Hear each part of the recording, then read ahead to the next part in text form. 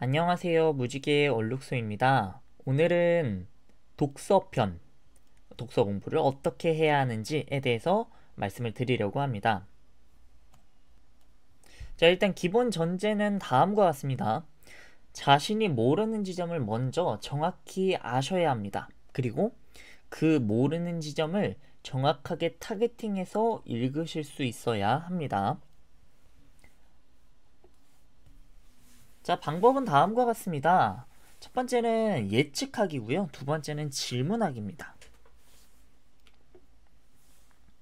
예측하기에 대해서 먼저 말씀을 드릴 건데 되게 간단한 이야기예요. 지문 전개가 어떻게 될지 또 어떤 내용이 전개가 될지를 미리 예측을 해보자 라는 겁니다. 왜 그래야 하느냐?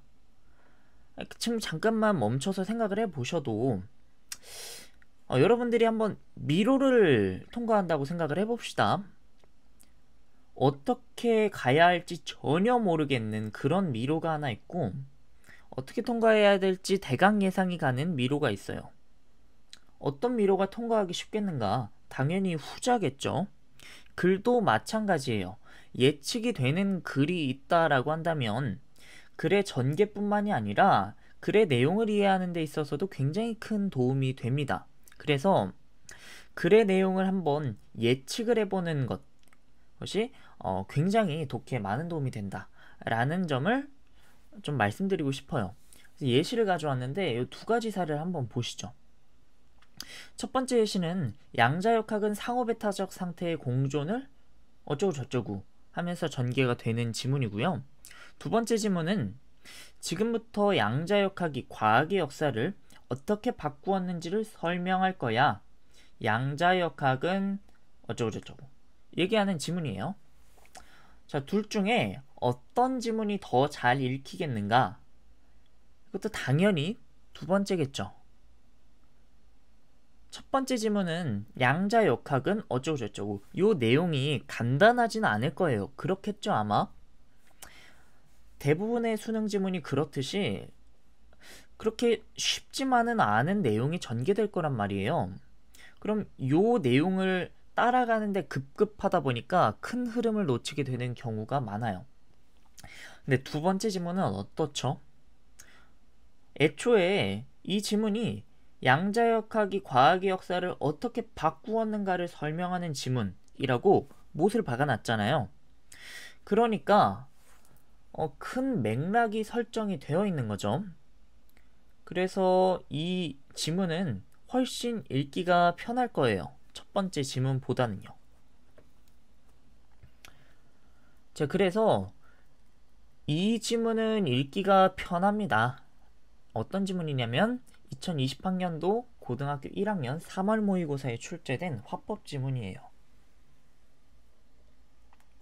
한번 쭉 읽어보시면 알겠지만 어떻게 내용 전개를 할 것인지를 전부 설명을 해주고 있거든요.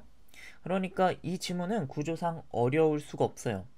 미로로 예시를 들어보면 통과하는 길을 미리 알려주고 미로 속에 던져주는 그런 느낌인 거죠. 자, 그런데 이게 잘 안 되는 상황이 있어요. 이게 잘 안 된다라고 한다면 그 예측이 잘 안 된다라는 거예요. 그러니까 예측이 전혀 안 되는 그런 지문이 사실 대부분이에요. 왜? 예측이 다 되어버리면 너무 쉬운 글이 되거든요. 학생들을 변별해야 하니 그렇게 쉬운 글만 출제할 순 없고 그러다 보니 대부분의 글은 노력하지 않는다면은 예측하기가 굉장히 어렵게 출제가 돼요. 그래서 여러분들이 두 번째로 하셔야 될 게 바로 질문하기입니다. 좀 구체적으로 설명을 드리면 질문을 던지고 답이 제시될 것이라 예측하는 것입니다. 자, 적절한 질문을 던졌다면 10중 8구 지문에서 그에 대한 답을 제시해 줄 것입니다. 그런데 처음에는 부족한 지식과 경험 탓에 굉장히 이상한 질문도 많이 던지게 돼요. 여기서 이상한 질문이라고 한다면 지문에서 답이 제시되지 않는 그런 질문을 말하게 되는 것이겠죠. 하지만 뭐 이거 가지고 크게 고민하실 건 없고요. 많이 실패하시고 또 중간중간에 성공도 하시고 그런 식으로 경험이 늘어나다 보면 자연스럽게 좋은 질문을 던지게 되십니다. 그러니까 이 지점에 대해서는 고민하지 않으셔도 돼요. 그냥 마음껏 질문을 던지고 또 그 질문이 또 질문에 대한 답이 지문에서 제시가 되었는가 그것들을 확인해 보시는 경험을 차곡차곡 쌓아 나가시면 됩니다. 자, 한 지문을 가지고 한번 지금 얘기했던 내용들을 적용을 한번 해보죠. 다음 지문은 2016학년도 수능 B형에 출제된 독서 비문학 지문입니다. 한번 같이 읽어보면서 예측이 된다면 한번 예측을 해보시고, 예측이 안 된다라고 하면은 질문을 뽑아야겠죠? 한번 읽어볼게요. 변론수를 가르치는 프로타고라스. 자, 이 이름은 크게 중요하지가 않습니다. 여기에 동그라미 치거나 그러지 마세요. 아무 의미가 없습니다.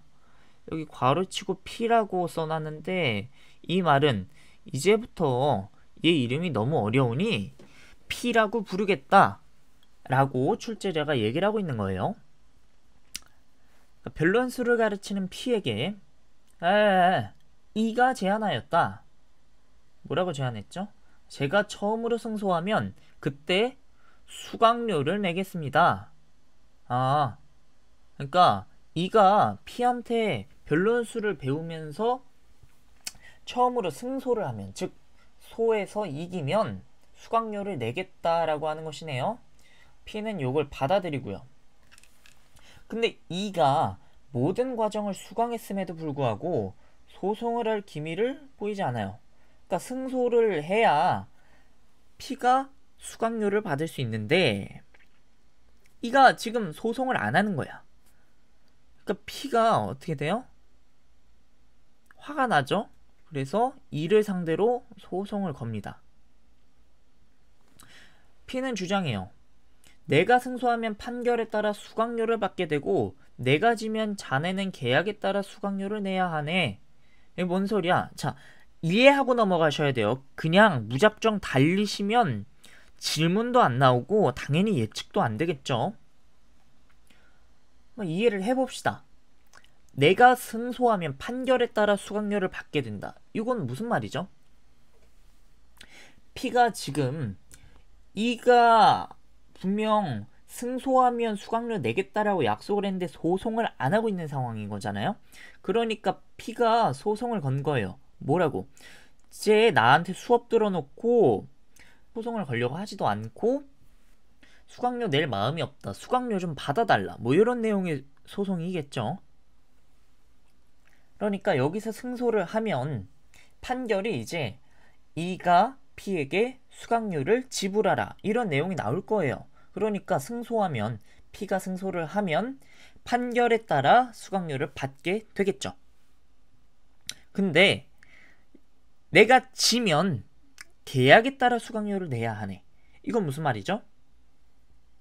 그러니까 아까 계약을 E가 처음으로 승소하면 수강료를 내겠다라고 했으니 P가 졌다는 건 E가 처음으로 승소를 했다는 거잖아요. 그러니까 이번에는 계약에 따라 수강료를 내야 된다 이런 말이. 그에 대해서 E가 맞습니다. 제가 승소하면 수강료를 내지 않게 되고 제가 지더라도 계약에 따라 수강료를 내지 않아도 됩니다. 아, 이건 무슨 말이야? 그러니까 자, E가 승소를 하면 계약에 따라서 수강료를 내야 된단 말이죠. P가 그래서 아까 자기가 지면 E가 이긴 거니까 수강료 내야 된다라 그랬잖아요.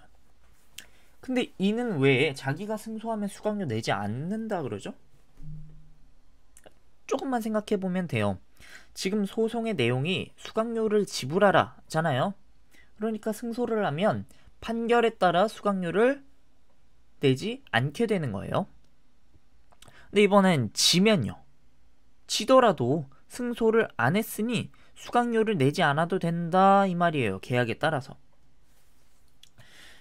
여기 이제 중간에 판결에 따라 수강료를 이런 식으로 좀 부연이 들어갔으면 좀 더 난이도가 하락했을 텐데 이제 그런 부연이 없다 보니까 조금 더 여러분들이 생각을 하셔야겠죠. 그러니까 정리를 한번 해봅시다. E가 P에게 수강을 했어요. 수강 조건으로 내건 것이 내가 처음으로 승소하면 그때 수강료를 내겠다 이런 것이었고요. 근데 소송을 안 하니까 P가 화가 나가지고 소송을 건 거죠. P는 내가 승소하든 패소하든 너 수강료 내야 돼 라고 얘기를 하고, 근데 E는 내가 승소하든 패소하든 난 수강료 안 내 라고 얘기를 하고 있는 상황인 거죠. 근데 곰곰이 생각해보면 둘 다 좀 말이 되는 것 같아요. 둘 다 말이 된다고요. 둘 다 이해가 돼요. 근데 문제는요, 둘의 주장이 양립할 수 있나요? 자, 다시 P가 승소하면 E가 진 거잖아요? 근데 이 상황에서 P는 자긴 판결에 따라 수강료를 받게 된다고 그러고 E는 계약에 따라 수강료를 내지 않아도 된다고 그래요. 모순이네요. 문제가 있네요. 둘의 주장이 충돌하고 있습니다. 자, 그러면 사실 글의 내용이 어떻게 전개될지 예측이 되시지 않나요? 자, 예측이 안 되신다면 질문 하나 던져놓고 시작을 합시다. 질문을 어떻게 던지면 될까요? 여러분들이 모르는 지점, 그걸 가지고 질문을 만들면 돼요. 뭐요? 지금 모순 상황이 있는데 이것을 어떻게 해결할 것인가? 어떻게 해결? 요거를 여러분들이 지금 모르죠? 이걸 질문으로 던져보는 거예요. 아마 이거에 대한 답이 제시될 겁니다. 왜요? 첫 문단은 지문의 흐름, 전개, 방향을 잡아주는 가이드라인으로 역할을 하기 때문이에요. 그래서 실제로 이 지문은 이 모순을 아래서는 논리 난제라고 얘기를 합니다. 이걸 어떻게 해결할 수 있는지에 대해서 쭉 얘기를 해줍니다. 자, 이런 질문을 던지고 예측을 하고 다음 내용을 읽어가는 학생과 이게 전혀 안 된 상황에서 읽는 학생 사이에서는 굉장한 차이가 발생하게 돼요. 예측이 되고 혹은 이제 질문을 던지고 출발한 학생은 그 질문에 대한 답을 찾기 위해서 혹은 예측한 내용이 맞는지를 확인하기 위해서 명확한 목표의식을 갖고 글을 읽게 됩니다. 그런데 이게 되지 않은 학생은요, 그냥 쭉 내려온 학생은 어떻게 되죠? 자신이 뭘 읽는지도 모르고 그냥 정보 속에 빠져가지고 허우적거리다가 독해를 끝마치게 돼요. 결과는 굳이 말을 안 해줘도 여러분들이 다 아실 거라 생각이 들고요. 자, 그러면 총 정리를 해보면 우린 글을 어떻게 읽어야 하느냐?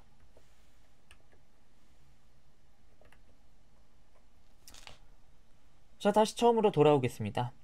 자신이 모르는 지점을 정확히 알아야 합니다. 그리고 모르는 지점을 정확히 타겟팅해서 읽어야 합니다. 그러기 위해서 여러분들은 글의 내용을 예측하셔야 합니다. 예측이 불가능하다면 질문하시고 그 질문에 대한 답이 제시될 것이라 예측하셔야 합니다. 자, 그러면 오늘 내용은 여기서 마치도록 하겠습니다. 또 다른 공부법은 다시 추가로 업로드 하도록 할 테니 또 올라오시는 영상을 확인해 주시면 감사하겠습니다. 자, 그러면 오늘은 여기서 마치겠습니다. 감사합니다.